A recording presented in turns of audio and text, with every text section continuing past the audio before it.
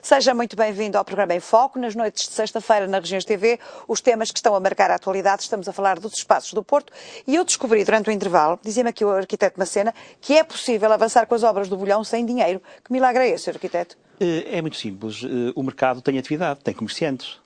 Se tem comerciantes, tem rendas. Se tem rendas, tem investimento. Digamos, foi a Câmara que o disse, em 2005, que tinha um rendimento de 800 mil euros por ano. Ou 800 mil contos. Bem, há aqui uma verba que eu agora me engano sobre Uma verba grande, não é? Muito grande, em que na altura apresentei um pequeno estudo económico, uma coisa muito simples, quase em jeito, digamos, de contas de somar e subtrair, e ao fim de 15 anos o investimento estava pago, com a renda dos inquilinos. Portanto, quer dizer... Não eram obras muito caras. Mas como é que está o projeto, afinal, agora? Em que mãos é que está o projeto? Está nas mãos da Câmara, do Ministério da Cultura, é isso? Não, o projeto que... O projeto é do senhor, já sei. O protocolo, onde é que ele para? O protocolo que foi feito em 2008, entre a Câmara e o Ministério da Cultura... Que supostamente deveria avançar com as obras do Bolhão. Exatamente, que diziam que no fim, digamos, num ano seriam, digamos, iniciadas as obras do Bolhão, ainda estão na fase de execução do projeto das especialidades. Na altura, a Edilidade disse que este projeto era a custo zero. A Edilidade e o Ministério da Cultura.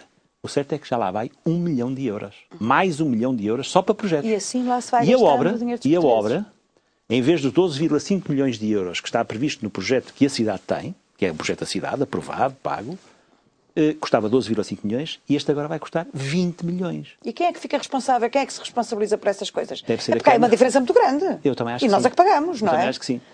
Eu creio que quem é responsável é naturalmente a Edilidade e o Ministério da Cultura. Já agora gostava aqui que me dissesse, Alcino Sousa, vocês têm estado a par destas coisas? Os comerciantes do Bolhão têm tido informação sobre como é que está tudo isto? Há casos que sim, há outros que não. Nós neste momento não sabemos... praticamente... Quer dizer, vocês neste momento, o Bolhão está muito bonito, sim senhor, mas tem lá aqueles andaimes e vocês não sabem quando é que as obras vão começar e como é que aquilo vai ficar. Infelizmente não. Pelo menos já sabem que não é como era aquela proposta holandesa, que era assim um bocadinho complicada, que vocês não gostavam nada, que era com aquela situação de quase ser um centro comercial, a lembrar um bocadinho o Les Halles em Paris, não é? É assim, eu sinceramente, se as coisas fossem andado para a frente, estávamos já noutra solução. Sem o Bolhão.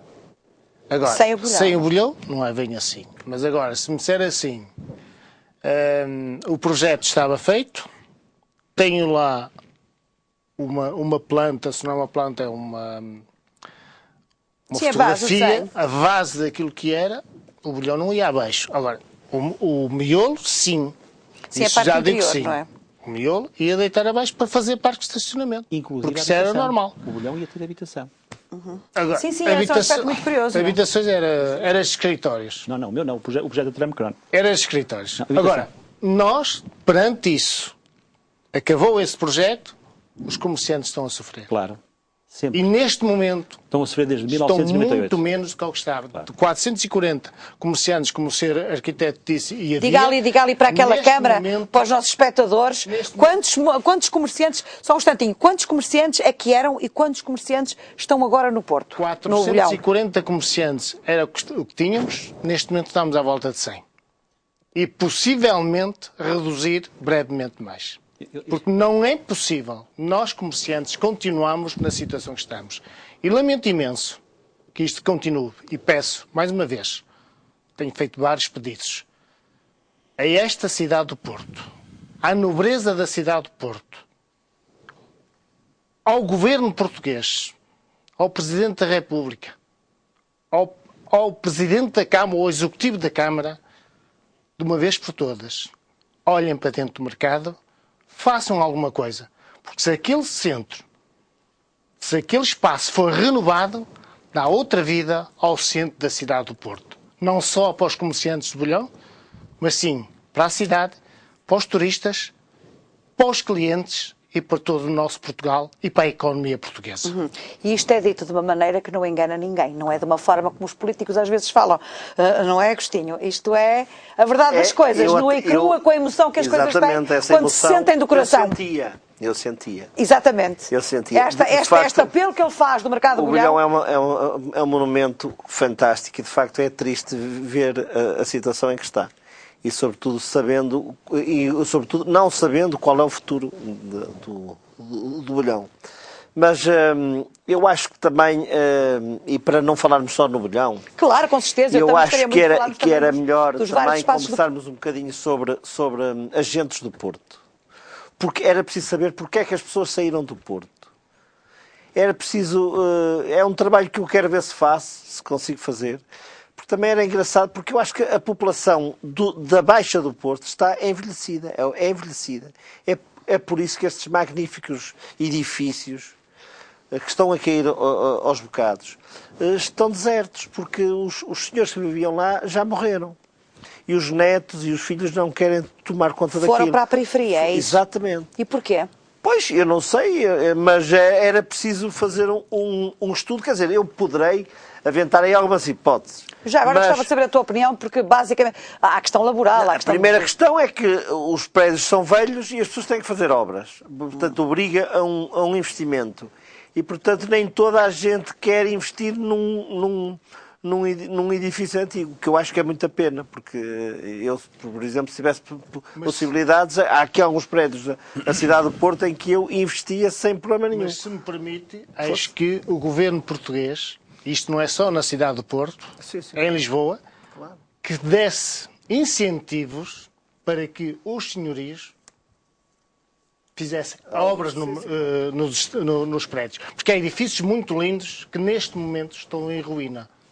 E que esses edifícios fossem aproveitados na cidade, qualquer cidade, ficava bem. Sim, é evidente. É evidente que este não é um problema só do Porto. Precisam de manutenção. Isto é, poucos são aqueles que estão aparentemente em ruína. Sim, alguns há, mas também há muitos que estão a precisar de algumas coisas. Mas há aqui um aspecto muito importante que eu julgo que já agora... Sim, faz favor. Que é realmente a questão desta mobilidade das pessoas. O que é que aconteceu? Aconteceu nos anos 70, do Barredo, de serem trasladados para as Torres do Aleixo, digamos, não é? Houve aqui Estamos a entrar na questão dos bairros sociais, nesta transição de pessoas de um lado para o outro. Digamos, a proibição de pequenas indústrias dentro do burgo, dentro da cidade, levou naturalmente a que realmente houvesse uma mobilidade ou que existisse uma transferência das pessoas para a periferia, para bairros, para as ilhas, não é? Onde as indústrias se localizavam. E depois, mais tarde, com a abertura daquela via e da passagem da Alfândega Velha para a Alfândega Nova e depois da Alfândega Nova para Matosinhos, portanto, tudo isto obrigou a uma transferência das pessoas do centro da cidade para a periferia. O centro da cidade deixou de ser atrativo não apenas para viver, mas sobretudo para trabalhar. Não há trabalho. Não há atividade. As faculdades agora, recentemente... Exatamente, as faculdades, os hospitais, as zonas... Isto é um problema, isto só para concluir, é um problema grave. Porque a cidade, digamos, a cidade burguesa, a cidade amuralhada, não é, está expectante, tem tudo para começar a trabalhar. Isto é por isso que eu digo, eu faço apelo às universidades, às escolas profissionais, ou às escolas, de uma forma geral, para que se faça um trabalho juntamente com as empresas, pequenas empresas, no sentido de fazerem recolhas e com o município, classificando ruas, porque as fachadas, no fundo, aquilo que estava aqui a falar, as fachadas são, digamos, uma imagem da cidade, fazem parte do cenário da nossa cidade. Isso aqui vier abaixo altera completamente a imagem da cidade. Quer dizer, se existir esse trabalho de um reconhecimento das anomalias, se existir propostas do município, sem andar a guerrear, eu acho que é importante, aquilo que há pouco falávamos sobre os licenciamentos, que é verdade, dificulta-se os licenciamentos. É preciso que as câmaras, que as entidades e organismos que têm a responsabilidade da tutela, que a façam, de facto, mas não, digamos, penalizando, mas sim cooperando. Isto é, em vez de criar situações de impedimento do avanço das obras, não é? E nós sabemos quando o vizinho ao lado faz obras, o outro a seguir também vai fazer, portanto, há aqui, digamos, um trabalho exponencial. É preciso que essas entidades acompanhem, façam acompanhamento, lhes dê os ensinamentos necessários e que têm os municípios, o IPAR, tenham um conhecimento vasto sobre reabilitação. É importante que transmitam, é importante que realmente que acompanhem. O seu desafio é no sentido das escolas também motivarem os mais novos e normalmente as coisas começam sempre por aí. Nádia, em relação, um destes dias haveremos de fazer aqui... Eu só gostava de avançar. É que na década, eu falo aqui nos bares, mas eu estou ligado ao casco histórico, porque eu estive ligado aos transportes internacionais a partir da década de 70 até o momento que a alfândega saiu. É perceber que o casco histórico, durante muitos anos, bebeu do mercado mercantil. dos transitários, da gentrificação. Não era do turista, não era de bares, não era de nada. Ou seja, muitos dos moradores que existiam no casco histórico, quer de São Nicolau, quer de Miragaia e da Sé, estavam ligados aos transportes nacionais. Ou eram estipadores, ou eram aqueles grandes ligadores, armazéns têm esses nomes todos lá, não é? Exatamente. Claro. Portanto, havia um grande mercado de trabalho e esse mercado acabou. Sejamos realistas, o caso da Ribeira, os restaurantes estavam cheios naquela altura com os transitários, com os agentes de navegação, com os despachantes, tudo isso. Depois houve uma mudança, portanto, o nascimento do centro coordenador, depois o mercado comum, etc e tal, e aquilo acabou, e houve uma altura que houve um vazio. Foi a partir daí que começaram a surgir os bares. Portanto, eu estou à vontade para falar um pouco do casco histórico, porque eu conheço o casco histórico do antes, o durante e o agora, porque eu estive ligado sempre aos transportes internacionais e era um frequentador e as instalações e o escritório era no casco histórico. Portanto, por isso é que eu digo que, sim senhor, muitas das pessoas deixaram de ter condições, porque parece que não, mas o mercado, o Porto de Leixões, a Alfândega, davam milhares de postos de trabalho. Mas muita gente. E ganhavam bem. Já agora alguns deles ficaram com boas completamente. reformas. E Não, isso é só- alterou-se muito. Eu posso também testemunhar uma coisa que aconteceu, foi que o Ferreira Borges era a junta da fruta da antigamente. Mercado da fruta. O mercado da Mercado da fruta. fruta, mas era a junta da fruta também. Era a Junta Nacional da Fruta. Exatamente. Eu trabalhei lá à beira, por acaso conheço aquilo. E aquilo Trabalhava era em frente, eu. Pronto, eu trabalhei no talho São Domingos. Do lar São Domingos. Não, na Rua Feira Borges. Tem lá Na um rua- talho, na Rua à beira Feira da Borges. farmácia. Ah, é? E da essa era uma drogaria. zona com muita gente, com uma vida extraordinária. Era não é? fantástico aquilo. Porquê é que retiraram de lá? É a pergunta que eu faço. Não é? Mas isso também porque a vida da Desertou. cidade se alterou completamente, Bom sucesso. não é? Bom sucesso, quem diz bom sucesso diz outras coisas que se tiraram da cidade. Mercado do Anjo. Por exemplo, companhias de seguros saíram de lá, foram para a volta da cidade do Porto. Deixe lá que até as empresas- sedes dos bancos foram para Lisboa. Nádia, relativamente aos bairros sociais, e onde estes dias havemos de fazer aqui neste programa um trabalho mesmo só sobre os bairros sociais, mas em relação aos bairros sociais, a Nádia, que é psicóloga, que é uma mulher que conhece muito bem esta realidade, e às vezes até a realidade mais difícil, que é a da noite do Porto, como é que vê a questão dos bairros sociais relativamente ao enquadramento da cidade? Estes bairros conseguiram, de uma forma geral, enquadrar-se, ou são ainda muitos deles autênticos guetos dentro da cidade? Eu acho que é um pouco dos dois. Há pessoas que, efetivamente, com a mudança de residência para um outro local, acabaram por se querer adaptar e adaptar ao estilo de vida desse local. Por outro lado, acho que há situações como o Aleixo e outras tantas, não é? O bairro São João de Deus, eu estudei lá perto e nós sabíamos que, a partir de determinados, portanto, metros da faculdade, não íamos por aquela rua de forma alguma, nem de dia. Porque o mais provável era que a rua estivesse a qualquer momento, portanto, com alguma carrinha atravessada ou qualquer coisa do género, nós não passávamos para lado nenhum. Portanto, ainda há, e é óbvio que há muita criminalidade, basta abrir os jornais, e na cidade do Porto, tal como em Lisboa e em outras cidades, continua a haver guetos, claro que sim. E em muitas situações, eu também lido com algumas colegas que são assistentes sociais, e sei que em muitas situações há efetivamente uma pobreza real que leva a todo um conjunto de fatores que levam a que exista mais criminalidade. Mas não só, também há outra vertente, não é? Como falou e muito bem, há pessoas que não querem ser recuperadas e há outras tantas que, pronto, havia uma casa, eu recordo-me deste episódio da minha colega me contar que havia uma casa que tinha uma família, a casa não tinha janelas, não tinha portas, mas tinha um ecrã de plasma tremendo e estava toda a gente lá, não havia camas, não havia nada, mas tinha um plasma, não é? E conviviam todos. Estas coisas do dinheiro às vezes têm muito a ver com a educação, com a falta dela e com a falta Claro da que preparação sim, que as pessoas também têm, e com não as é? opções que as próprias pessoas fazem, não é? Porque acima de tudo são as opções, eu acho. É um pouco por aí. De qualquer das maneiras, a sua associação, os Heróis do Mar, vocês andam, eu tive a oportunidade, e os espectadores, mais uma vez recordo, vão ter a oportunidade de ver isso, andam por sítios onde, de facto, quem anda diariamente no Porto não lhe passa pela cabeça o que eu vi ao pé desta senhora, destes dias, de facto, a primeira coisa, ela dirigiu-se a uma determinada pessoa num destes bairros e disse, olá, boa noite, e a resposta que teve imediatamente é quantos pacotes queres? Quer dizer, vamos pôr os nomes às coisas. Isto é uma coisa impressionante, que passa completamente à parte das pessoas bem pensantes e bem falantes do nosso burgo, claro, não é? As pessoas não têm noção, não é, Agostinho? As pessoas perdem muitas vezes a noção do que é a cidade, a tal outra cidade fantasma no meio da cidade, não é? Acho que sim. Das gentes que tu falavas e que é fundamental. Eu tenho tido a sorte são de a a alma conhecer das um cidades. bocadinho e dizer que a primeira grande reportagem, vá lá, se assim se puder dizer, que eu fiz sobre este submundo foi para aí há 20 e tal anos, eu ainda nem estava no Jornal de Notícias, sobre a Sé, porque antigamente o bairro onde havia, o primeiro bairro no Porto onde existia, onde a droga chegava, era e onde na a polícia chegava também com muita rapidez, sim, ou não.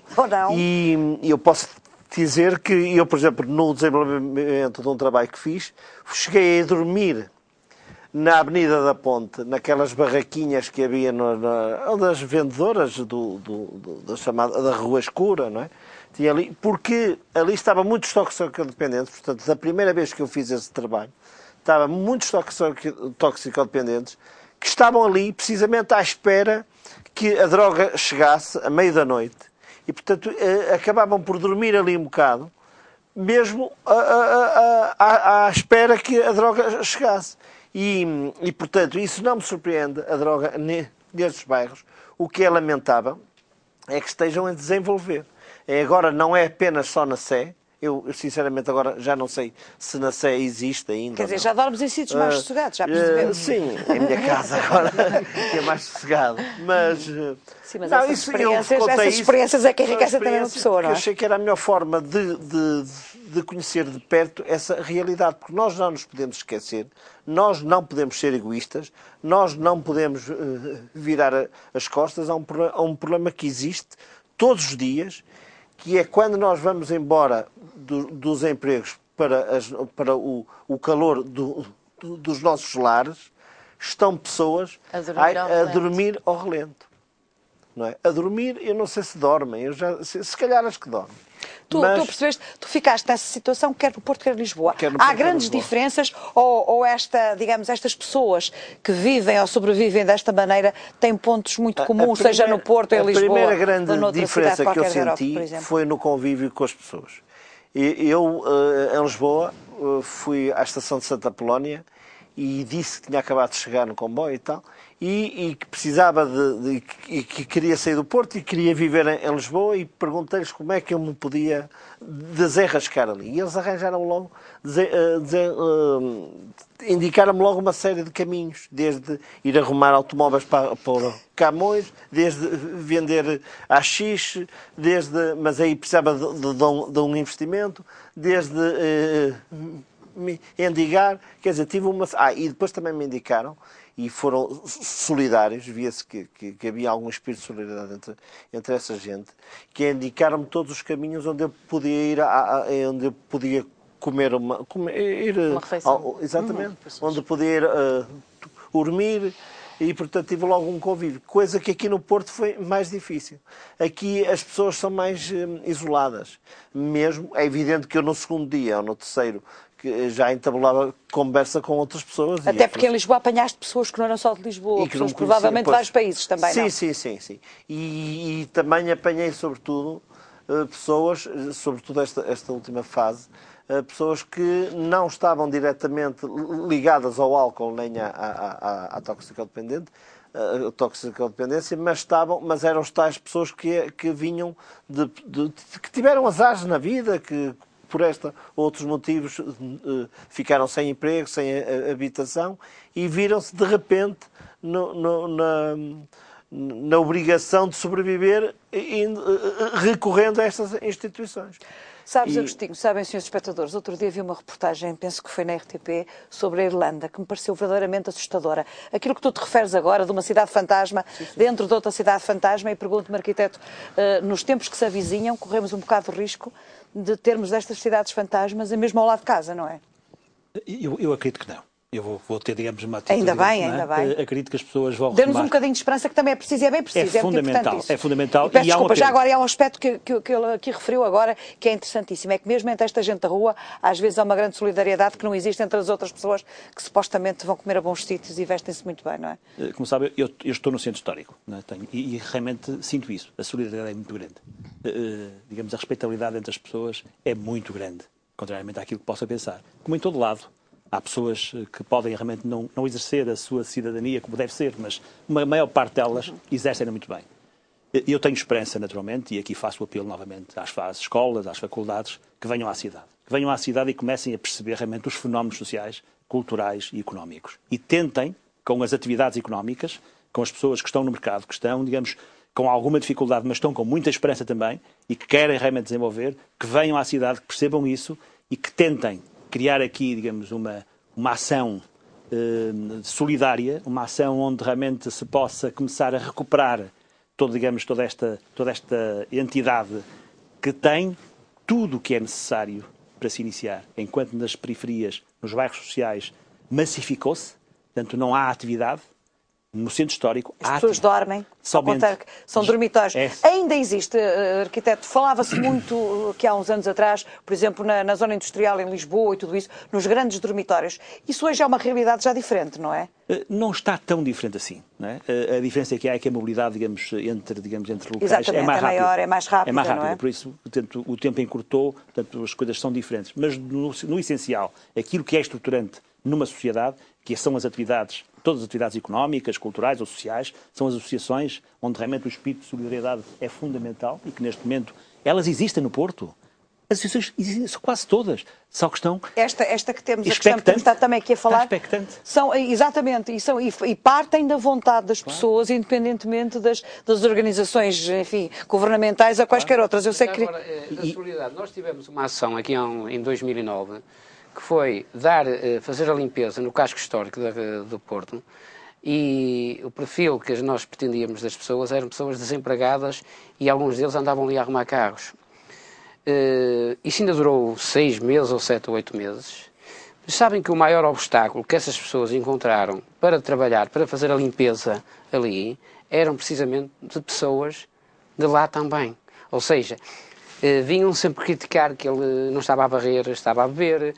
Quer dizer, não se deu espaço a que as pessoas se adaptassem. Houve lá até um colega vosso do JN que fez uma reportagem onde essa pessoa começou a levantar-se cedo às 6 da manhã para ir fazer a limpeza, não estava habituada. Nos primeiros tempos teve alguma dificuldade, porque andar ali a varrer tem que ter alguma preparação física também, algum hábito. E levantar-se às 6 da manhã não é para todos, notei no não é? terreno que a maior crítica, por exemplo, fala-se agora muito que a cidade está suja, que não sei o quê, mas quando não eram eles que andavam a fazer a limpeza, que nós estávamos a criar postos de trabalho durante 6, 7 meses, 6 pessoas tiveram emprego, a maior crítica partiu do terreno. Não é fácil. Às vezes não é fácil. Deixem-me só já agora acrescentar também mais em jeito de apelo, não é? No fundo, porque eu acho que é importante percebermos estes fenómenos da cidade. Na rua, digamos, sabemos que agora há um novo projeto para acabar com o trânsito na Rua das Flores, Rua dos Caldeireiros e uma outra rua que me está a escapar. E a Rua de Trás. Eu acho um erro. Claro que os carros são terríveis na cidade. É verdade. Mas não há dúvida que eles encurtam o espaço. Nós sabemos que no casal às vezes não há só um carro, há 2. Porquê? Porque um tem que ir para um lado, outro tem que ir para o outro, levar os filhos. Isso também tem a ver com os hábitos de vida. Claro. Eu gosto imenso que o arquiteto Macena não é nada politicamente correto. Fala sempre contra a corrente, que é uma coisa muito interessante. Não, mas sempre com propósito. Parece muito bem dizer-se, deixem os carros fora da cidade. E o senhor tem uma posição quanto a isso que não é bem assim, não é? Não. Eu acho que devemos criar possibilidade de os carros, neste momento, conviverem connosco.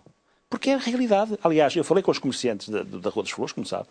Estou lá muito próximo, não é? E as pessoas vamos conversando, vamos dialogando. E acho que é importante uma coisa. É preciso que a cidade, as pessoas que têm o dever de gerir a cidade, que têm, digamos, o dever político de gerir a cidade, que ouçam os comerciantes, que ouçam as pessoas que habitam. Porque elas sabem, são elas que têm que gerir esse fenómeno. E tem que se criar condições, digamos, aquilo que eu defendo são pequenos e muitos parques. Porquê? Porque é a única forma de conseguirmos ter a cidade liberta, à superfície, e os carros enterrados. Não pensem em colocar carros à janela, não é? É um bocado difícil. Já agora eu gostava aqui que o Alcino Sousa me dissesse se as pessoas que vão ao Bolhão continuam fiéis aos seus fregueses no Bolhão. É evidente que sim. E nós... E mesmo com os grandes centros comerciais, e mesmo com as grandes superfícies, aquilo é diferente de comprar ao Bolhão, não é?